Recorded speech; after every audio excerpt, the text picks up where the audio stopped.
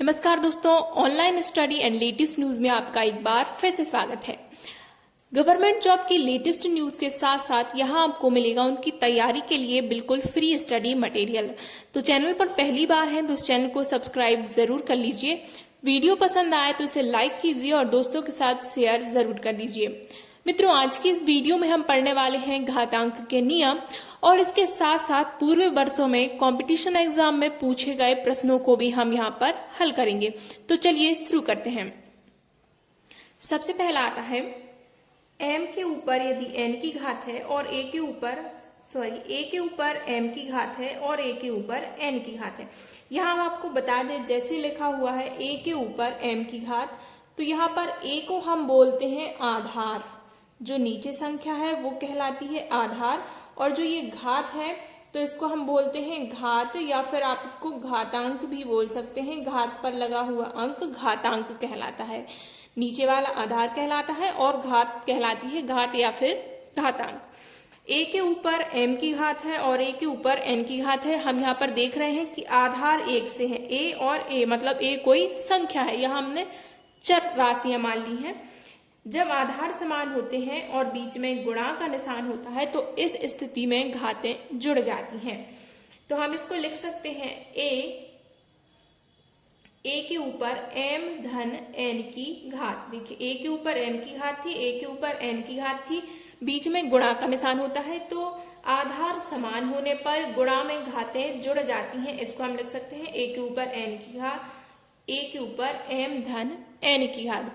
चलिए इसको हम एग्जाम्पल द्वारा समझते हैं कि क्या है एग्जाम्पल। मान लीजिए 2 के ऊपर लगी हुई थी 2 की घात, फिर गुणा, देखिए आधार वही रहेगा तो 2 के ऊपर अब हमने लगा दी कितने की, 3 की। n का मान यहाँ पर 3 हो गया और m का मान हो गया 2। तो इसके लिए अब हम क्या लिख सकते हैं, इसके लिए हम लिख सकते हैं 2 के ऊपर 2 धन 3 मतलब कि कितने की घात, 2 के ऊपर 5 की घात। जब आप इसको सॉल्व करके देखेंगे तो देखिए उत्तर एक समान आता है। 2 के ऊपर 5 की घात का मान होता है 32। इसी प्रकार जब आप इसको विस्तृत रूप में हल करेंगे, 2 के ऊपर 2 की घात तो हो गया 4 गुणा 2 के ऊपर 2 की घात, मतलब कि 2 दूनी 4 और 4 दूनी 8 और 8 चौके होते हैं 32। देखिए उत्तर बिल्कुल सेम आ रहा है। ऐसे में भी 32 था और ये भी क्या आ रहा है, 32 आ रहा है। आपको समझ में आ गया होगा। चलिए अब हम नेक्स्ट करते हैं। जब a के ये परिभाषा आपको समझ में आ गई, गुणा होता है और आधार समान होते हैं तो गुणा में घातें जुड़ जाती हैं। फिर आता है भाग। आधार समान है और आता है भाग। आधार समान होने पर भाग में घातें घट जाती हैं तो इसको हम लिख सकते हैं a के ऊपर m ऋण n की घात। एक बात ध्यान रखिए कि जो पहले जैसे m है तो पहले m आएगा और फिर बाद में n है तो माइनस ही m होगा। चाहे n बड़ी संख्या हो या छोटी हो उससे फर्क नहीं पड़ता। ध्यान रखना है जो पहले है वो आगे आएगा और जो बाद वाला अंक है वो बाद में घटेगा। ठीक है, आधार समान होने पर भाग में घातें घट जाती हैं। वही एग्जाम्पल लेते हैं, जैसे 2 के ऊपर 2 की घात थी और भाग आ गया 2 के ऊपर 3 की घात। तो इसको हम क्या लिख सकते हैं, 2 के ऊपर 2 ऋण 3 की घात। तो ये उत्तर आएगा 2 के ऊपर ऋण 1 की घात। ठीक है ना। फिर आता है कि अब आधार अलग अलग हैं। आधार अभी तक तो आधार समान आ रहे थे, घातें अलग अलग थी, तो हमने पढ़ लिया आधार समान होने पर गुणा में घातें जुड़ जाती हैं, आधार समान होने पर भाग में घातें घट जाती हैं। और अब हम पढ़ने वाले हैं आधार अलग अलग हैं। यहाँ पर देखिए a के ऊपर है m की घात और b के ऊपर है m की घात। तो आधार अब अलग अलग हो गया, घातें समान है। आधार अलग है और घातें समान है तो भाग और गुणा है तो इसको हम लिख सकते हैं a b के ऊपर m की घात। देखिए वही बात हुआ, a के ऊपर m की घात, b के ऊपर m की घात और बीच में है गुणा का निशान तो हमने इसको लिख दिया a b के ऊपर m की घात। आधार अलग अलग हों और घातें समान हो और बीच में गुणा का निशान हो तो उसको हम इस प्रकार लिख देंगे, उनका गुणा करके कॉमन घात लगा देंगे। इसी प्रकार भाग में भी हो जाएगा, जैसे लिखा a के ऊपर m की घात भागित b के ऊपर m की घात, तो इसको आप लिख सकते हैं a बटे b के ऊपर m की घात। ठीक है मित्रों। फिर आता है नेक्स्ट आता है a के ऊपर ऋण 1 की घात, कोई संख्या है उसके ऊपर ऋण 1 की घात है तो इसका मान होता है 1/a हो जाएगा। इसको एग्जाम्पल के द्वारा समझते हैं। मान लीजिए 5 के ऊपर लिखा है ऋण 1 की घात, यहाँ हमने a की जगह क्या रख दिया, 5 रख दिया। 5 के ऊपर लिखा है ऋण 1, जब किसी संख्या के ऊपर ऋणात्मक घात होती है तो वह उसका प्रतिलोम हो जाता है, उसको हम बटे में लिख देते हैं। तो यहाँ आ जाएगा 1/5 की घात। अब इसका एक और एग्जाम्पल समझिए। मान लीजिए यहाँ पर लिखा हुआ है 7 लिखा हुआ है, 7 के ऊपर लगी हुई है ऋण 4 की घात, 7 के ऊपर लगी हुई है ऋण 4 की घात। तो इस नियम से हम इसको क्या लिख सकते हैं, इस नियम के अनुसार हम इसको लिखेंगे 1/7 के ऊपर 4 की घात, 1/7 के ऊपर 4 की घात, या फिर आप इसको ऐसे भी लिख सकते हैं 1/7 के ऊपर कॉमन रूप से 4 की घात। ये दोनों एक ही चीज है। बस इतना ध्यान रखना है कि किसी संख्या के ऊपर ऋणात्मक घात है तो वो आ जाता है बटे में, और या फिर आप ये कह सकते हैं कि किसी घात को अगर आपको ऋणात्मक से धनात्मक घात में परिवर्तित करना है तो वो उसके हर में चला जाएगा। अब मान लीजिए पहले ही से अगर ये लिखा हो 1/7 के ऊपर ऋण 4 की घात लिखा हुआ है, ठीक है ना। अगर ये पहले ही से ऋण 4 की घात वो पहले से बटे में है तो इसको अगर हमें धनात्मक करना है तो 7 के ऊपर 4 की घात ये हो जाएगा, ठीक है ना। अगर हर में है ऋण की घात उसको धनात्मक बनाना है तो हम उस संख्या को अंश में पहुंचा देंगे, और अगर अंश में है इस प्रकार लिखा हुआ है अंश में और उसको हमें धनात्मक बनाना है तो वो हर में पहुंच जाएगी। हमें आशा है आपको समझ में आ रहा है, और आपको जो भी अगर कोई प्रॉब्लम है समझ में नहीं आ रहा तो आप हमें कमेंट करके पूछ सकते हैं। अब आता है a के ऊपर 0 की घात, a के ऊपर 0 की घात है तो इसका मान होगा 1। मतलब अगर किसी भी संख्या के ऊपर 0 की घात आती है तो उसका मान सदैव 1 होता है। मान लीजिए यहाँ लिखा है 99 और इसके ऊपर जो है घात लगी हुई है, ये लगी हुई है 0 की, तो इसका मान हो जाता है 1। अब चाहे कोई भी संख्या हो हम लिख देते हैं, मान लीजिए 0 के ऊपर भी अगर घात आ जाती है 0 की तो इसका मान भी निकल के आता है 1। 2 के ऊपर 0 की घात मान निकल के आएगा 1। किसी भी संख्या के ऊपर 0 की घात है तो उसका मान सदैव 1 निकल के आएगा। अब आगे पढ़ते हैं। घात के ऊपर घात लगी हुई है, a के ऊपर m की घात और m के ऊपर भी लगी हुई है n की घात। जब घात के ऊपर भी क्या लगी हुई है घात, तो यहाँ पर घातों का क्या हो जाता है गुणा हो जाता है। इसको हम लिख सकते हैं a के ऊपर mn की घात। एग्जाम्पल से समझते हैं, छोटी संख्या लेते हैं एग्जाम्पल से समझ आने के लिए। 2 के ऊपर लगी हुई है 2 की घात और कोष्टक मान लीजिए 2m है, फिर इसके ऊपर लगी हुई है 3 की घात, तो इसको हम लिख सकते हैं 2 के ऊपर 2 गुणित 3 की घात। मतलब कि ये हो जाएगा 2 के ऊपर ये वाले इन दोनों का गुणा करेंगे तो 3 दूनी हो जाएगा 6, तो 2 के ऊपर आ गया 6 की घात। आपको समझ में आ रहा है। फिर आता है नेक्स्ट आता है कि यदि a के ऊपर m की घात है और a के ऊपर n की घात है और इनके बीच में निशान लगा हुआ है बराबर का, ठीक है ना। तो इस स्थिति में जब आधार समान है बीच में निशान लगा हुआ है बराबर का, तो इस स्थिति में घातें भी जो है वो कैसी होंगी समान हो जाएंगी। आप एग्जाम्पल के द्वारा समझ सकते हैं।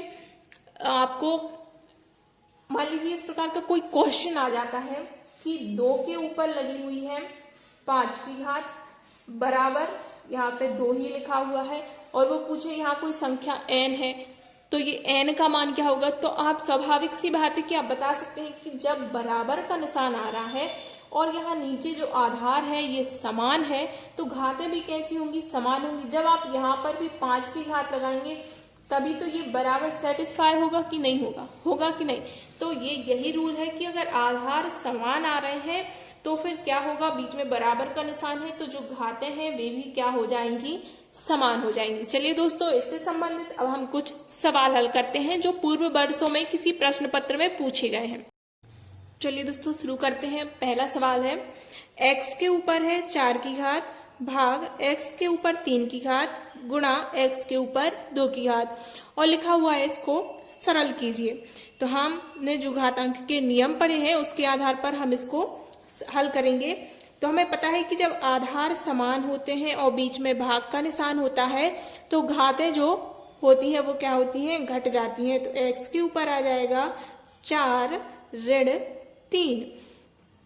आधार समान है, क्या है आधार, x x और x, ये है आधार। तो यहाँ हमने x लिख दिया आधार में। फिर घात है 4 और लगा हुआ है भाग का निशान, तो घातें क्या होंगी, घट जाएंगी। तो 4 ऋण 3 की घात। फिर आ जाता है गुणा का निशान, तो जब गुणा होता है तो घातें क्या होती हैं, जुड़ जाती हैं। तो यहाँ पर जो है दिया आएगा +2 आ जाएगा। इसको हम हल कर देंगे तो ये हो जाएगा x के ऊपर 4 में से 3 गया तो कितना बचा, 1 बचा, और 2 इसमें हमने जोड़ दिया 1 धन 2, तो ये आ गया x के ऊपर 3 की घात। बिल्कुल इजी क्वेश्चन है। हम बिल्कुल सरल क्वेश्चन शुरुआत करेंगे, इसके बाद हम थोड़ा टफ क्वेश्चन के पास जाएंगे। अब सेकंड क्वेश्चन आ जाता है, यहां लिखा है 5 के ऊपर 2 की घात गुणा 5 के ऊपर 1 की घात 5 के ऊपर 0 फिर बटा आप पढ़ सकते हैं। तो चलिए शुरू करते हैं घातांक के नियम के अनुसार। यहां हम ऊपर देख रहे हैं जो अंश है, अंश में सभी के आधार क्या है, 5 है। तो यहां हम लिख देंगे 5। इसके बाद देख रहे हैं कि बीच में क्या है, गुणा का निशान है, बीच में गुणा का निशान है, और घातांक के नियम के अनुसार गुणा में घातें जुड़ती हैं। तो यहां हम जोड़ देंगे घातों को, 2 धन 1 2 धन 1 धन 0, या फिर आप इसको सीधा सीधा भी लिख सकते हैं कि 5 के ऊपर 0 की घात है तो इसका मान कितना होता है, 1 हो जाता है। इसके लिए आप सीधा सीधा भी लिख सकते हैं, या फिर नहीं लिखना है तो यहाँ +0 करेंगे तब भी क्या आएगा, वही मान निकल के आएगा। तो हमने आधार समान होने पर घातें जुड़ती हैं तो हमने इन सबको क्या कर दिया है, जोड़ दिया है। ठीक है, अब आते हैं हम नीचे हर की तरफ बढ़ते हैं। यहाँ लिखा हुआ है 25 के ऊपर 2 की घात। चूंकि हम यहाँ देख रहे हैं सभी आधार क्या है, 5 है, तो इस 25 को भी हम क्या बना लेंगे, 5 के रूप में लिख देंगे। तो 25 को अगर हम लिखें तो क्या 5 के ऊपर जैसे 2 की घात बराबर क्या होता है 25, 5 के ऊपर 2 की घात मतलब कि 5 × 5 बराबर हो गया 25। तो हम 25 के लिए 5 के ऊपर 2 की घात लिख सकते हैं। तो यहाँ जो 25 है इसको हम लिख रहे हैं 5 के ऊपर 2 की घात। हमने 25 को लिख दिया 5 के ऊपर 2 की घात, और ये देखिए ये 2 की घात पहले से लगी हुई है तो यहाँ हम 2 की घात और लगा देंगे। फिर लिखा हुआ है भाग 5 के ऊपर 2 की घात, ये पहले से था। अब हम इसको सॉल्व करते हैं। ये देखिए ये आ गया 2 और 1 3 और ये है 0, तो 2 और 1 3 हो गया, तो 5 के ऊपर आ गया, ये ऊपर जो है ये आ गया 3 की घात। अब देखिए यहाँ 5 के ऊपर 2 की घात और उसके ऊपर है 2 की घात। तो हमें पता है कि घात के ऊपर जब घात होती है तो घातों का क्या होता है, आपस में गुणा हो जाता है। 5 के ऊपर आ जाएगा 2 × 2 की घात, और यहाँ भागित 5 के ऊपर कितने की है, 2 की घात है। यहाँ अभी हम यही लिखेंगे 5 के ऊपर 3 की घात बटे 2 दूनी क्या हो जाएगा, 5 के ऊपर 4 की घात। और अब देखिए ये हमने इसको गुणा कर दिया, 2 दूनी 4 की घात। फिर यहाँ पे देखिए भाग का निशान है, आधार समान होने पर भाग में घातें घट जाती हैं, इसलिए यहाँ पर ये आ गया -2। यहाँ है 5 के ऊपर 3 की घात, नीचे आ गया 5 के ऊपर 2 की घात, यहाँ 4 में से 2 माइनस हो गया तो 5 के ऊपर 2 की घात आ गया। फिर आगे बढ़ते हैं, यहाँ देखिए 5 के ऊपर 3 की घात था, और हमने पढ़ा है कि जब ये भाग है, देखिए ये भाग है, आधार समान है और बीच में क्या है, भाग है। इसको आप इस प्रकार भी लिख सकते हैं कि 5 के ऊपर 3 की घात भाग 5 के ऊपर 2 की घात, ये लिखो या फिर ये लिखो, एक ही बात है ना। तो यहाँ भाग में घातें घट जाती हैं, तो 5 के ऊपर 3 ऋण 2 की घात, तो ये आ गया 5 के ऊपर 1 की घात। ये हो गया आपका आंसर। आंसर क्या आ गया, 5 आपका आंसर आ गया।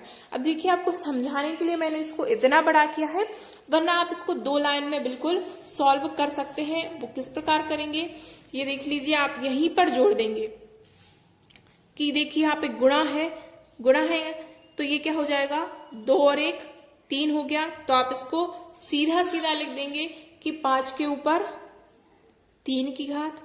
ठीक है, फिर आपको इसको सॉल्व करना है तो आप देख रहे हैं 25 को हम लिख सकते हैं 5 के ऊपर 2 की घात, और 2 के ऊपर 2 की घात मतलब किया गया 5 के ऊपर 4 की घात, और इसमें से हम ये 2 माइनस कर दे रहे हैं तो 5 के ऊपर 2 की घात आप सीधा सीधा लगा देंगे तो आपका आ गया 5। मतलब कि सिर्फ इतने से में आपका आंसर आ जाएगा। आप ये भी ना लिखें तो मौखिक रूप से कर सकते हैं।